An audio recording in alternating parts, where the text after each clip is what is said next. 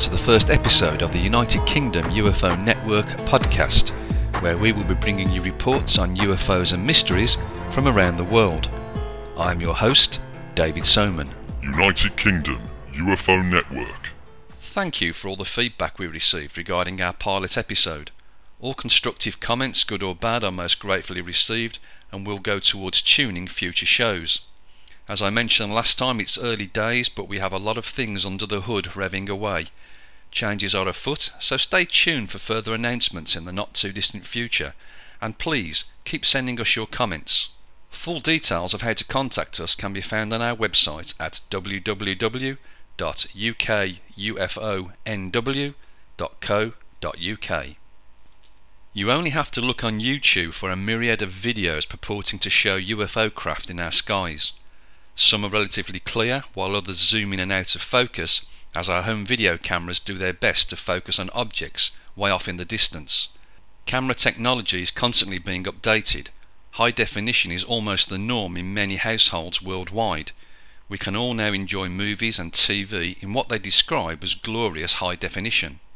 The home market is now seeing more and more high definition video cameras arriving. However, decent HD cameras are still prohibitively expensive and out of the range of most people. A time will come though when home high definition cameras will be the norm. I await with great anticipation to see what new UFO videos we will be watching on documentaries and websites such as YouTube. I do have one concern though: the inexpensive way it is now possible to insert 3D graphics into homemade videos.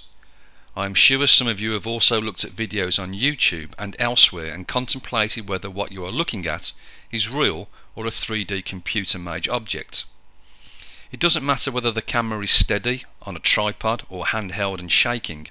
Software joins the real video footage with the CGI 3D computer graphic image into one seamless shot. The 3D editing and 3D graphics programs aimed at the home user range from reasonably priced to extremely expensive. Of course, the other alternative is for those in the know to download and use pirated copies. Depending on how you look at things, fortunately or unfortunately, just about anything a potential video hacker wants can be obtained. You no longer need the huge amounts of money to make Hollywood-type special effects, and of course the effects will only get better, making it more difficult to sift the truth from make-believe.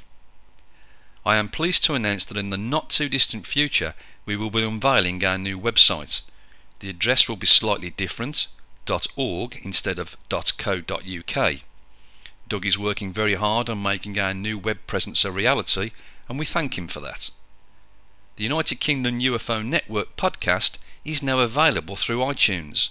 You can also subscribe or listen through our website. There you will find links in the show notes to photographs and or videos for the reports in this episode.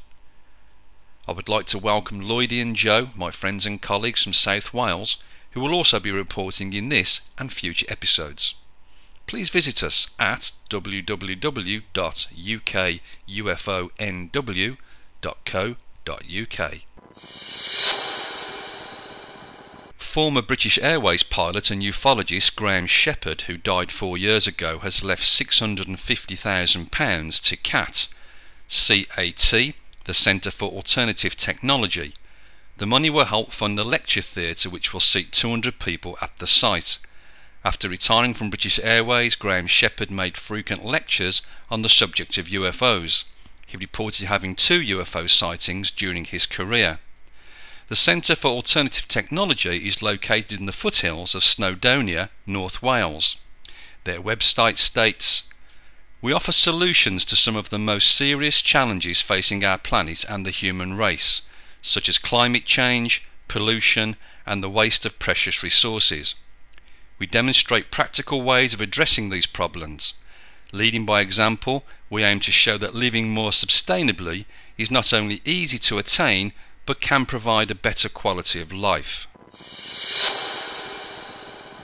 9 p.m. on the 22nd of September 2009, Devon, UK. 29-year-old Lee Betts saw through his bedroom window a glowing red UFO at an altitude of approximately 1,000 feet. The object took more than an hour to move across the sky before disappearing at speed. Mr. Betts watched the UFO through his telescope before taking photographs. He stated that the object was about 100 foot long and had 4 lights shining from it. It moved slowly and appeared to pivot on a central axis. Then a bright flash of light and it shot off into the distance. An amateur astronomer, Mr. Betts, said he had never seen anything like it before. Local police said that no reports of a UFO had been received. July 2009, Florencio Varela, Argentina.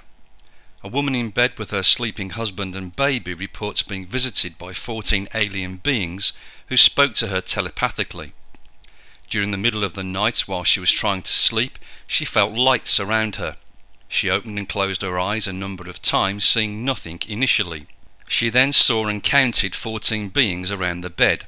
She sat up, observing that they were all small, approximately 1.3 meters tall, apart from one who was slightly taller and staring at her husband.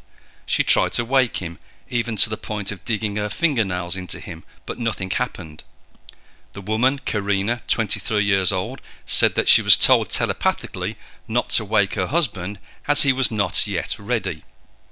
She describes the beings as skinny, with long necks and small heads. Their heads were oval shaped with wrinkles on the face. They had small mouths. Their eyes were black, slanted and almond shaped. Their fingers were long, but they had no fingernails. They were all very similar. She managed to touch one whose skin was like that of a baby's, yet cold. The skin colour was somewhere between white and grey. Over a 40-minute telepathic conversation, the aliens told her that they visit Earth for 6 months at a time before being replaced by others. Crop circles were signs and symbols they used to communicate among themselves. Also that dozens of civilizations from other planets visit Earth to study it and us. Karina was interviewed on the Código OVNI UFO radio show. The incident is being investigated by Group OVNI, Georges Maron and Daniel Valverde. Presently they believe the case to be 90% true. End of part 1.